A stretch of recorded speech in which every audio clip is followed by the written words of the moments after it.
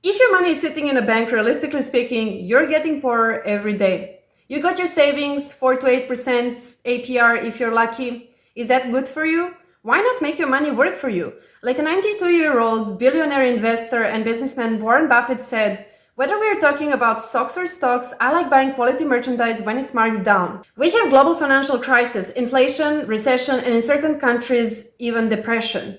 If you want to make money, your money can't be stagnant. What happens to stagnant water? It gets moldy and eventually evaporates. And that's exactly what is happening to your savings in inflation. Now is the best time to learn and get proper financial education, guidance, as well as learn new skills. Get those whitelist NFT spots. That basically means free money, or get into property and real estate, because in certain countries the properties have gone down over 40%. The global financial crisis is not going away so soon. Inflation is really a slow falling one.